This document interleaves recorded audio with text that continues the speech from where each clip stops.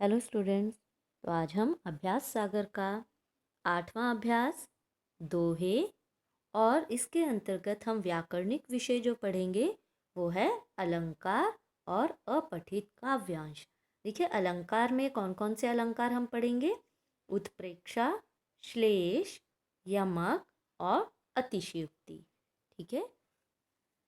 तो अलंकार क्या है? काव्य के सौंदर्य को बढ़ाने के लिए अलंकार का प्रयोग किया जाता है। ठीक है। तो देखिए, आइए पहला ही प्रश्न हम देखें। निम्नलिखित पंक्तियों को ध्यान से पढ़िए। तो देखिए क्या लिखा है इन पंक्तियों में। सोहत ओढ़े पीत पट, श्याम सलोने गात, मनो नीलमणि सैल पर, आतप पर्यो प्रभात। तो ऊपर दी गई पंक्तियों में कहा गया है कि श्री कृष्ण ने अपने श्यामल शरीर पर पीला वस्त्र ओढ़ा हुआ है। यह देखकर ऐसा लगता है मानो नीलमणि पर्वत यानी श्यामल शरीर पर सुबह की धूप यानी पीत पट पड़ रही हो। यहाँ रंग की समानता के कारण श्यामल शरीर में नीलमणि पर्वत तथा पीले वस्त्रों में धूप की संभावना की गई है। अतः यहाँ उत्प्रेक्षा अलंकार है। तो अब उत्प्रेक्षा अलंकार को याद रखने के लिए आपने क्या याद रखना है? तो इसकी परिभाषा क्या हुई? जहाँ रूप, गुण आदि की समानता के कारण उपमय में उपमान की संभावना या कल्पना की जाए, वहाँ उत्प्रेक्षा अलंकार होता है। तो ध्यान रखना है, रूप गुण आदि की समानता के कारण उपमय में उपमान की संभावना या कल्पना की जाए, वहाँ उत्प्रेक्षा अलंकार होता है। उत्प्रेक्षा अलंकार में वाचक शब्द आप देखिए, अगर आपको पहचान करनी है तो आप वाचक शब्दों के द्वारा भी पहचान कर सकते हैं। आप उसमें देखेंगे कि ये मानो, मनो, जनु, जानो, जनहु, ज्यों, मनु आदि शब्दों का प्रयोग किया जाता है। तो ये ज़रूर आपको ये शब्द काव्य पंक्तियों में जब दिखाई दे तो सीधा आप लिख सकते हैं कि ये उत्प्रेक्षा अलंकार है। आइए और उदाहरण हम देखें। निम्नलिखित पंक्तियों में उत्प्रेक्षा अलंकार स्पष्ट कीजिए। चलिए स्पष्ट करने हैं, पहले हम देखें कि पहचान करने के लिए क्या इसमें वो चीज़ है जो अभी हमने शब्द पढ़े। तो उस वक्त मारे क्रोध के तनु कांपने लगा, मानो हवा के शोर से सोता हुआ सागर जगा। अब देखिए यहाँ मानो है ना, हमने मानो देख के हमने बता देना है कि ये उत्प्रेक्षा अलंकार है। अगला देखिए, पाहुन ज्यों आए हो गांव में शहर के, मेघ आए बड़े बंठन के संवर के। ठीक है। पाहुन ज्यों, देखो ज्यों ज्यों आया ना, तो ऐसे ही और भी आपके मनु, मानो, जनु, जानो, ज्यों, है ना, ये जहाँ आपको शब्द दिखाई दे तो बहुत आसान है पहचानना उत्प्रेक्षा अलंकार। अब उत्प्रेक्षा अलंकार का स्पष्टीकरण इन्होंने मांगा है ना। तो इन पंक्तियों का, उस वक्त मारे क्रोध के तनु कांपने लगा, मानो हवा के शोर से सोता हुआ सागर जगा।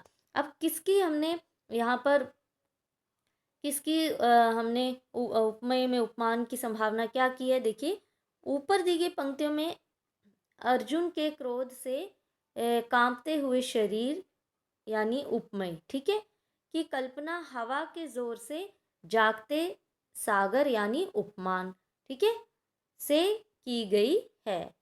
यहाँ मानो का भी प्रयोग हुआ है, अतः यहाँ उत्प्रेक्षा अलंकार है। ठीक है। तो लगा पता?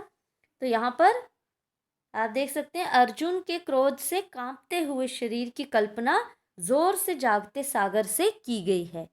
तो और मानो का भी यहाँ प्रयोग हुआ है, इसलिए यहाँ उत्प्रेक्षा अलंकार है। आप आसानी से इसको देखकर लिख भी सकते हैं। स्पष्टीकरण लिखना है तो इसी तरह से लिखा जाएगा। अच्छा, ख वाला जो था, पाहुन ज्यों आए हो गांव में शहर के, मेघ आए बड़े बंठन के संवर के। तो यहाँ ऊपर दी गई पंक्तियों में मेघों के आने की तुलना उपमेय यानी गांव में सज संवर कर आने वाले दामाद, तो यहाँ उपमान हो गया दामाद, के साथ की गई है। यहाँ ज्यों का भी प्रयोग हुआ है, अतः यहाँ उत्प्रेक्षा अलंकार है। ठीक है, तो देखिए इन दोनों का स्पष्टीकरण सामने आपको दिखा देते हैं पूरा, ये लीजिए। ठीक है, पहले प्रश्न का, ठीक है, दूसरे का पहला और क और ख। ठीक है, तो ये स्पष्टीकरण। तो अब आपने क्या याद रखना है, उत्प्रेक्षा अलंकार की परिभाषा, और नहीं तो शब्द कौन से उसमें लगते हैं। ठीक है, मानो, मनो, मनो, जनु, ये याद करना है आपने इसको। और कोई भी जो पंक्तियां आपको आसान लगती हैं वो पंक्तियां आप याद कर लीजिए, क्योंकि जो परीक्षा में प्रश्न आता है या तो पहचान करने के लिए आएगा, या फिर आप उत्प्रेक्षा अलंकार की परिभाषा लिखते हुए उदाहरण सहित समझाइए। तो उदाहरण के लिए तो पंक्तियां लिखनी पड़ेंगी। ठीक है, चलिए अगला देखें। प्रश्न 3, निम्नलिखित को ध्यान से पढ़िए। मधुबन की छाती को देखो, सूखी इसकी कितनी कलियां। उपर्युक्त पंक्तियों में कली शब्द का प्रयोग एक बार हुआ है। ठीक है, इसका प्रयोग जो है एक बार हुआ है, परंतु अर्थ दो हैं। खिलने से पूर्व फूल की स्थिति है ना, कली, और यौवन पूर्व की अवस्था। ठीक है, यानी कि कच्ची उम्र कहते हैं ना, बाली उम्र, उसको कहते हैं यौवन पूर्व की अवस्था। अच्छा, यहाँ पे दूसरा देखेंगे, रही मन पानी राखिए, बिन पानी सब सून, पानी गए न उबरे, मोती मानुष चून। यहाँ पानी शब्द में श्लेष अलंकार है, तथा मोती यानी मानुष और चून के संदर्भ में इसके क्रमशः 3 अर्थ हैं, चमक, सम्मान और जल। ठीक है, तो आपने अब क्या याद रखना है, जहाँ शब्द तो एक ही बार प्रयुक्त किया जाए पर उसके एक से अधिक अर्थ हों, वहाँ श्लेष अलंकार होता है। अब आपने श्लेष अलंकार की परिभाषा याद करनी है कि शब्द एक बार प्रयुक्त होता है लेकिन उसके कई अर्थ निकलते हैं, एक से अधिक अर्थ, है ना, 2 भी हो सकते, 3 भी हो सकते हैं, एक से अधिक अर्थ निकलते हो तो वहाँ पर श्लेष अलंकार होता है। श्लेष का मतलब ही चिपका हुआ, यानी कि कई अर्थ उसके साथ चिपके हुए होते हैं। इसी तरह से ये देखिए, निम्नलिखित पंक्तियों में से श्लेष अलंकार छांटकर उनका स्पष्टीकरण कीजिए। अब देखिए, लूट लिया माली ने उपवन। ठीक है, और दूसरी पंक्ति, मंगन को देखी पट देत बार बार है। अब लूट लिया माली ने उपवन, तो यहाँ आप देखेंगे,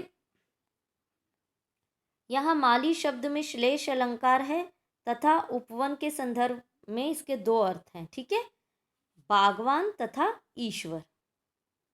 ठीक है, और ये दूसरे वाले में यहाँ पट शब्द में श्लेष अलंकार है तथा मंगन के संदर्भ में 2 अर्थ हैं, कपड़ा तथा दरवाजा। नहीं तो आप ऐसे भी याद रख सकते हैं, देखिए यहाँ पट के 2 अर्थ है ना, मंगन को देखी पट देत बार बार, यानी कि मांगते हुए को देखकर, या पट यानी या तो कपड़ा देती है या फिर दरवाजा बंद कर देती है, तो 2 मतलब हो गए पट के।